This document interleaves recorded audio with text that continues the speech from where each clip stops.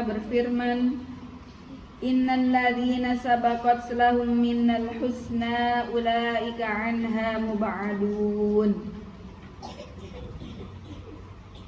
Yang mana bahwasannya Allah Ta'ala berfirman, sesungguhnya orang-orang yang telah ditetapkan oleh Allah al-husna, yakni termasuk dalam min ahli sa'adah, orang-orang yang bahagia, ulaika anha mub'adun, seperti Nabi Isa alaihissalam, maka dijauhkan dari api neraka.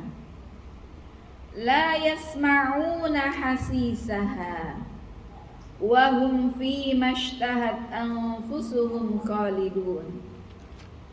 Alladzina sabaqat lahum minnal husna, orang-orang yang ahlus sa'adah, la yasilu ila sam'ihim sautu jahannam, tidak sampai ke telinga mereka suara desisnya api neraka jahannam. Wa hum fi mashtahat anfusuhum khalidun, yang mana ahlus sa'adah, orang-orang yang berbahagia, mereka menikmati berbagai kenikmatan, merasakan berbagai kelezatan yang Allah Ta'ala sediakan buat mereka. La yanqati'u na'imuhum abada, yang mana kenikmatan-kenikmatan, berbagai kemewahan, kelezatan yang Allah Ta'ala berikan kepada mereka unlimited, la yanqati', tidak terputus, senantiasa dalam kenikmatan berbagai jamuan yang Allah Ta'ala berikan. La yahzunuhumul faza'ul akbar wa tatalaqqahumul malaika. Ayat ini melanjutkan dari bagaimana ahlus sa'adah kelak di akhirat. Ia tidak mendengarkan desis dari panasnya neraka jahannam, dan juga tidak merasa ketakutan akan gonjang-ganjing yang dahsyat ketika neraka jahannam melahap penghuninya. Wa tatalaqqahumul malaika, dan mereka ahlus sa'adah, orang-orang yang berbahagia ini, disambut oleh para malaikat bitahni'ah, seraya diberikan greeting, diberikan ucapan selamat. Apa ucapan selamat dari malaikat? Hadza yaumukumul ladzi kuntum tu'adun. Wahai ahlus sa'adah, inilah hari di mana kalian telah dijanjikan tentang hari ini ketika kalian berada di dunia. Wa tubasyiruna bima tulaqina fihi minan na'im, dan engkau mendapatkan kabar gembira dengan mendapatkan berbagai kenikmatan di dalam surganya Allah Subhanahu wa ta'ala. Yauma natwis samaa'a katayyis sijilli lil kutub kama bada'na awwala khalqin nu'idu wa'dan 'alaina inna kunna fa'ilin. Pada hari di mana langit digulung, dilipat seperti kita melipat sahifah, koran ya, yang dilipat ya. Hari di mana langit digulung, dilipat. Wa nahsyurul khalqa ala hay'atihim allati khalaqu biha awwala marrah, Maka ketika langit mulai digulung, itulah datangnya hari kiamat. Dan kemudian semua makhluk Allah dibangkitkan dalam kondisi sebagaimana mereka awal mula diciptakan. Yani kita dilahirkan tidak pakai baju, dalam keadaan enggak membawa apapun. Biar sehelai benang tidak ada yang kita bawa. Maka dibangkitkan dalam keadaan sebagaimana ketika kita diciptakan pertama kali. Wa'dan alaina inna kunna fa'ilin. Allah Subhanahu wa ta'ala telah memberikan janji tersebut dan tidak akan pernah ingkar. Allah pasti menepati janjinya. Walaqad katabna fiz zaburi min ba'di dzikr annal arda yarithuha ibadiyas salihun. Sesungguhnya Allah Ta'ala telah menurunkan, Allah Ta'ala telah tuliskan di dalam kutub, di dalam kitab-kitab yang telah Allah Ta'ala turunkan kepada rasul-rasul utusannya, sebagaimana sebelumnya kitab tersebut telah tertulis di Lauhul Mahfuz, bahwasannya annal arda yarithuha ibadallah as-salihun al-amilun bi ta'atihi. Sudah tertulis di Lauhul Mahfuz, sudah tertulis di kitab-kitab yang Allah Ta'ala turunkan kepada rasul-rasul utusannya, bahwasannya ini bukan yang itu saja. Kod menakon. Ana asta'ir law samahti.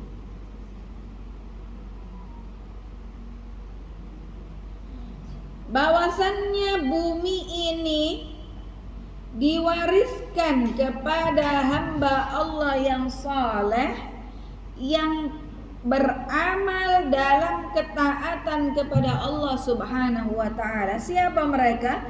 Wahum ummatu Muhammad sallallahu alaihi wasallam.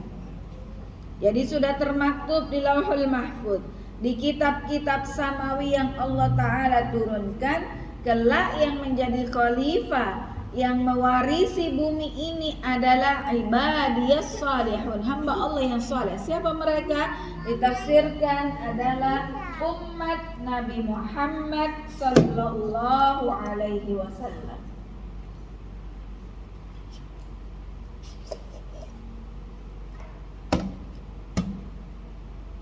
Hidup laimun farawilah.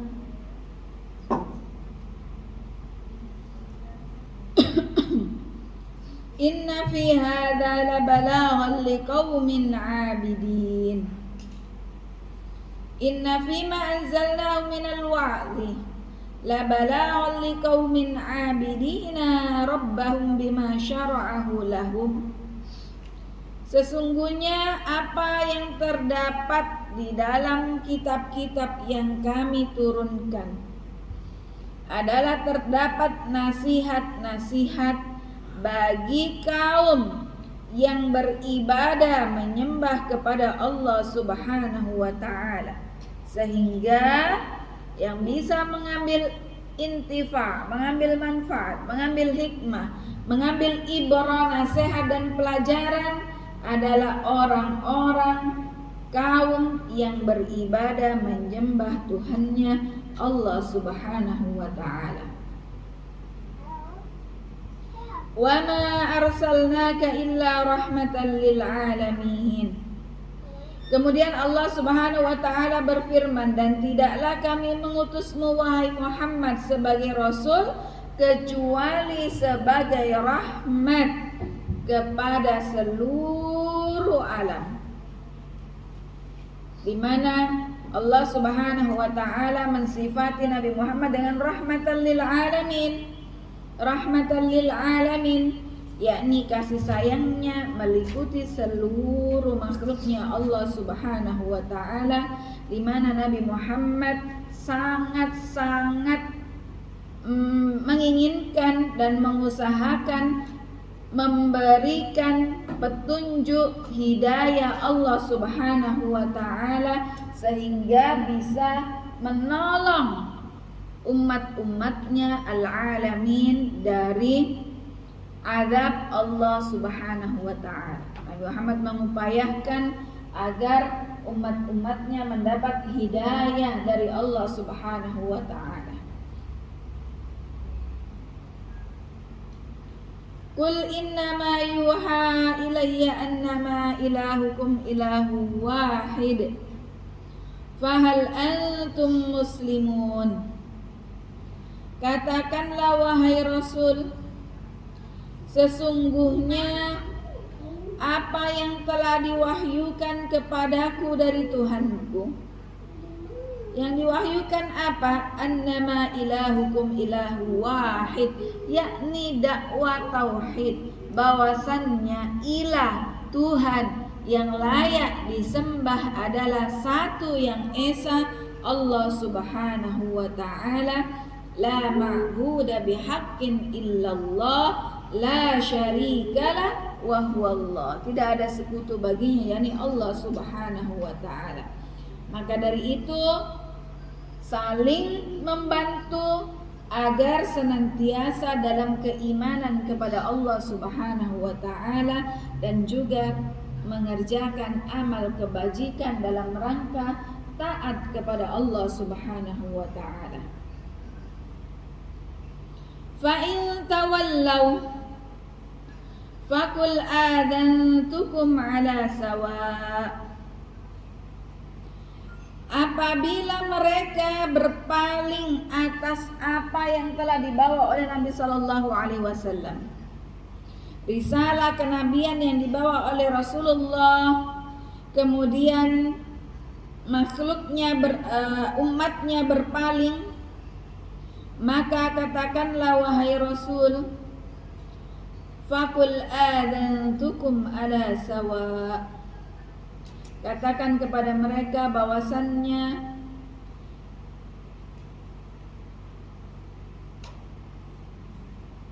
aku memberitahukan kepadamu bahwasannya perkara ini adalah sama baini wa bainakum, di antaraku dan antara kalian. Walastu a'lamu mata yanzilu bikum ma wa'adallahu bi min ibadi. Rasul pun menjelaskan bahwasannya saya juga sama seperti kalian.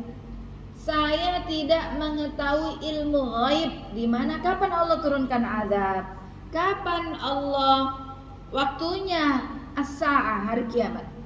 Rasul pun tidak mengetahui hal-hal ghaib, al-umur al-ghaibiyah. Jadi Rasul mengatakan sama saya dengan kalian.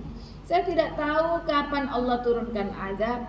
Saya pun tidak tahu kapan terjadinya hari kiamat, karena itu adalah masuk dalam al-umur al-ghaibiyah, perkara ghaib. Jadi kalau ada jin atau orang pintar yang bisa kasih tahu, oh tanggal sekian 12/12 ada kiamat, Nabi saja tidak mengetahuinya, karena ini adalah perkara yang ghaib. Kapan Allah Ta'ala turunkan azab, Nabi pun tidak mengetahuinya. Fakul adantukum ala sawa wa in adri aqribun am ba'idun ma tu'adun. Azab itu Allah turunkan dalam waktu dekat atau masih lama, ya, Nabi pun tidak mengetahuinya. Innahu ya'lamul jahra minal qawli wa ya'lamu ma taktumun. Sesungguhnya Allah Subhanahu wa taala yang Maha mengetahui apa yang kita publikasikan, statement apa yang kita lontarkan, dan apa yang kita sembunyikan dalam hati kita. Allah Ta'ala mengetahui semuanya. La yakhfa alaihi syai'un min dzalik. Tidak ada sesuatu pun yang luput dari ilmu Allah Subhanahu wa taala, dan tentunya Allah akan membalas segala amalan besar maupun kecilnya. Mahadha liman? Si Ahmad. Lah, punya kakak. Balikkan. Enggak.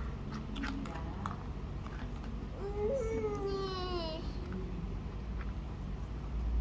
Punya kakak. Ya Oh, Ahmad. dikunci, nggak bisa dikunci. Mau dibuka. Sama kakak. Wa in adri la'allahu fitnatul lakum wa mata'un ilahin.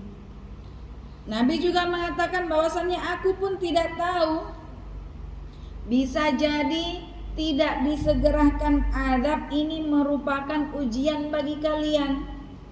Ada orang yang berbuat maksiat terus tapi tetap hidupnya enak, sehat walafiat, tidak kekurangan apapun. Bisa jadi itu adalah imhal, istidraj, ya, dielu-elukan sama Allah seperti